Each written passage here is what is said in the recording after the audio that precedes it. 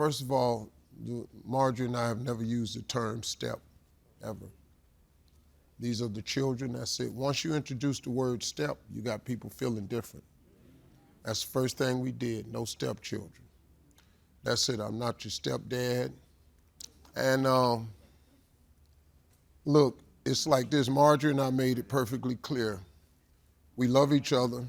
This is the family structure with love in it. We invite everybody in. It was a struggle, especially with the older children. It was a struggle.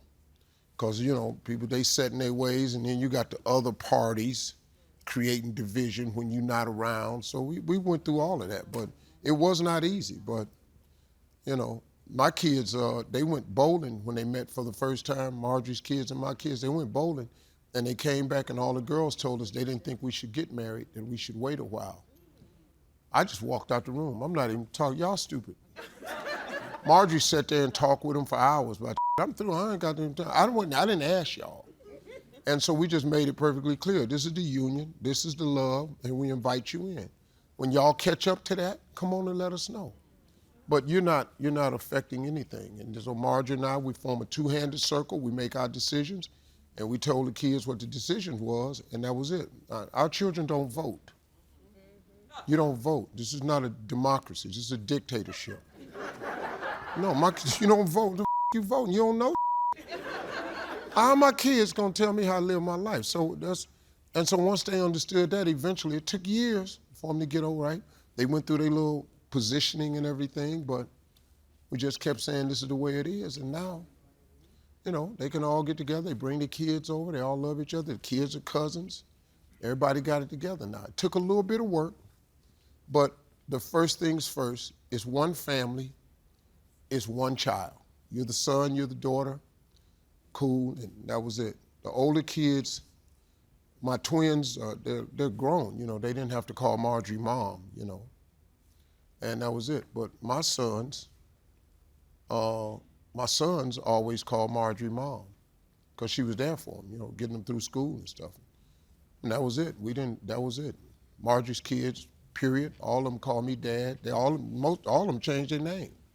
I was really, really a good father to them, you know, so they went out there, changed their name. They voluntarily went as teenagers, you know, and so, you know, if you love kids enough and show them the right way, they'll get on board.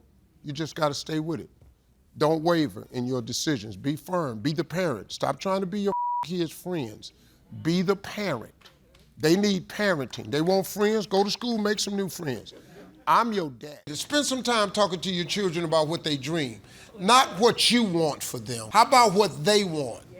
Because God's plan for them may very well not be the plan you got for them. Most of our children, it takes a while to catch on. He's only 18.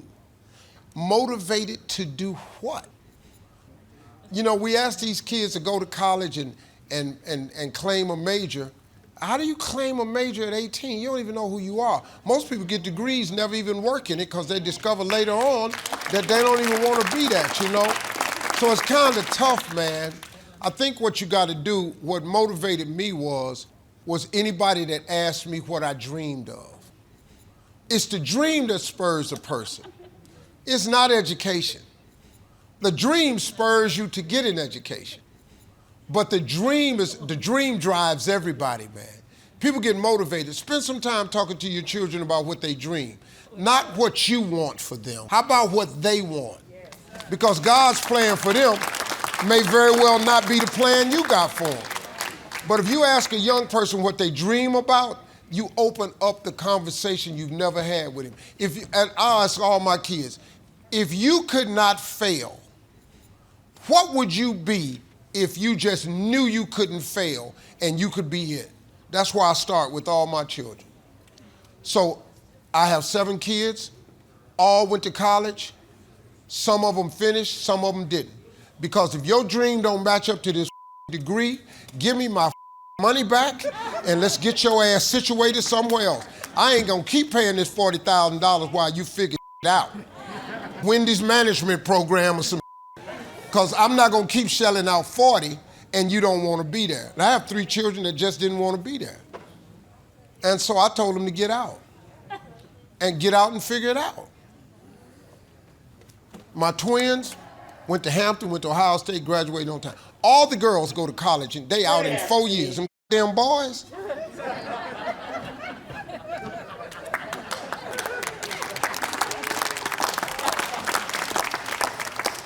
But I couldn't get mad at them because they was me. I was not a college student. I just wasn't good at it. It had nothing in there. Everything I dreamed about had nothing to do with college. And so one of my sons is in Abu Dhabi right now.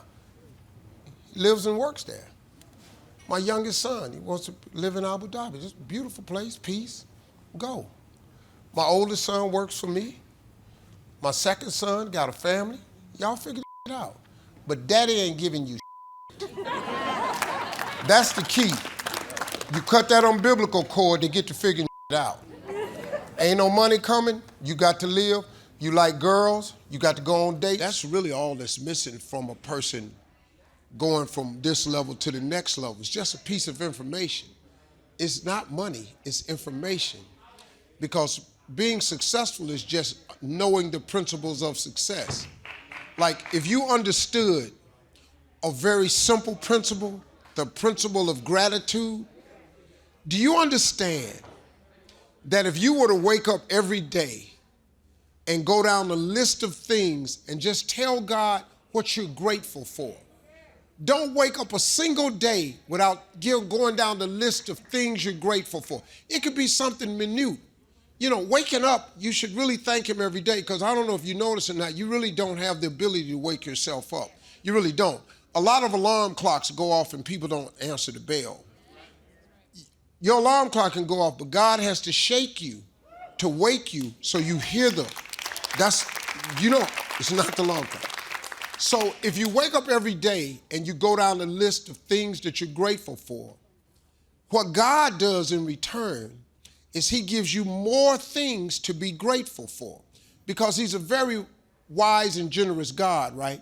If you're not grateful for the things I've given you and you have no gratitude for it, and that seems to be really mundane to you, it's burdensome, why would I overload you with some more stuff that you ain't grateful for? See, gratitude, man, people don't understand how important that little thing is. Even if you don't have a plan, even if you don't know what your next move is, if you just woke up every day and just thanked him for just all the things you can go down, the next day, the very next day, I promise you, not me, he promises you, that he'll give you more to be grateful for. You'll be stunned how that, just change that one little thing. Show gratitude and then watch him give you a whole lot more stuff to be grateful for. It's not a day that I'm not able to add something else to the list. For me, and I'm just being honest, I was sick and tired of being poor. I was just exhausted. My mother was poor, my father was poor, my brothers and sisters were poor. All my friends were poor, all my relatives were poor. I lived in a poor neighborhood, we lived in a poor house. I was just like, wow, man. I watched TV, and I would see, like at Christmas time, my father would put us in the car and take us out to the suburbs to see the Christmas lights. And I would see these big houses, man, with lights all on them, and they had horseshoe driveways where you just pull in and go all the way around. That was amazing to me. You know, we would pull up in the driveway, got a back out. You know, I've been doing that, and I kept saying, I told my father, I said, Dad, I said, why don't we get one of these houses? He said, boy, I ain't got no money for this kind of house. He said, but if you work hard, keep going to church like your mama say, you can make some money, you can buy you one of these houses. That was it. My motivation was to buy a big house so I could put up Christmas lights and drive in the driveway. And I'm gonna tell you something. Every home I have, every house I've ever owned or built, you got to pull in one way and drive all the way around to come out there. I have never built, lived, or owned a home that did not have that driveway with gates on both sides. Never. That was the biggest motivating. So my advice is you have to find a dream that's so big that it overwhelms all of your fears and causes you to never give up. Now, you're going to think about quitting no matter what you do. I mean, I've thought about it many times. But I always just kept thinking about that house. And I've always dreamed of buying my mother and father a real house. And, and before they died, I was able to do all of that. Listen, folks, success is hard. It's really hard. We just need to get that part straight. Success is hard. But I got news for you. Having lived in a car for 3 years, being not successful is hard too. Now, here's the difference between the two hards. Being not successful and hard, and trying to become successful and hard. When you are not successful and hard, there are no options. You can't decide where you're going to dinner. You can't decide if you're going to buy a pair of shoes. You can't decide if you're going on vacation. You can't decide what you're going to eat. Your don't have options. On the road to success, it's hard, but it creates options for you. It does. Look, see, people get hung up on the fact that I'm not a millionaire yet. But hold up, man. There's joy in the journey. See, on your way to becoming a millionaire, how about if you celebrate making $50,000 a year? Don't you remember when you didn't have that? Then when you get $100,000, there's another celebration. Because guess what? It's 2 times more than 50. You make $150,000, there's another celebration.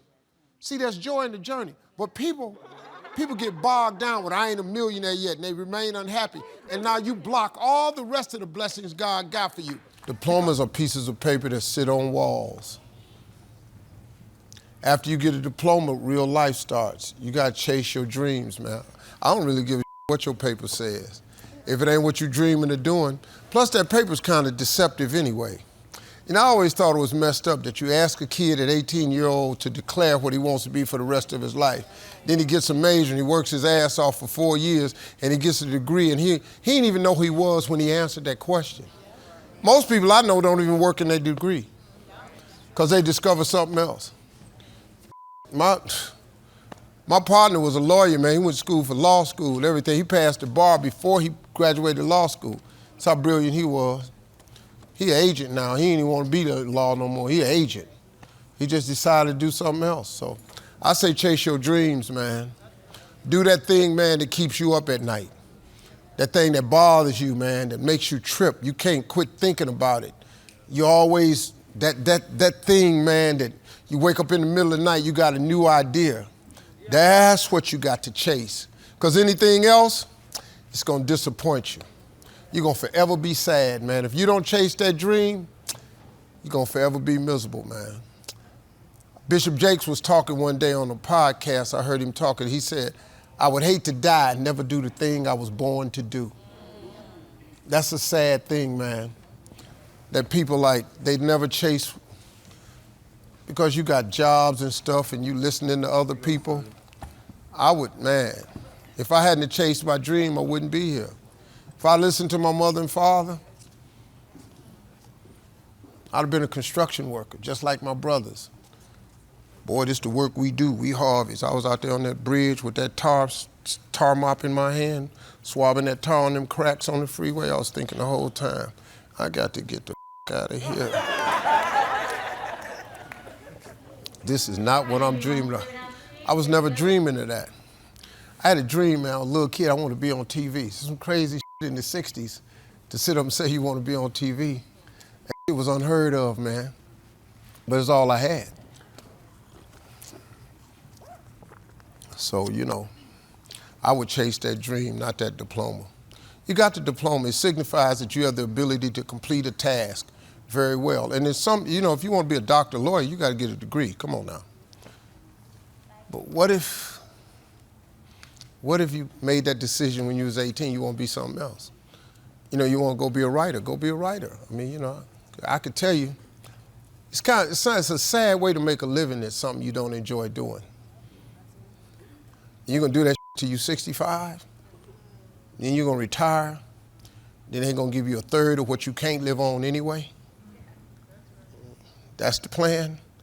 and give you a gold watch, a turkey, and 1/3 of what you having a hard time living on now. Nah. I would go chase that dream, see what God got for me. Probably better than what you had in mind anyway.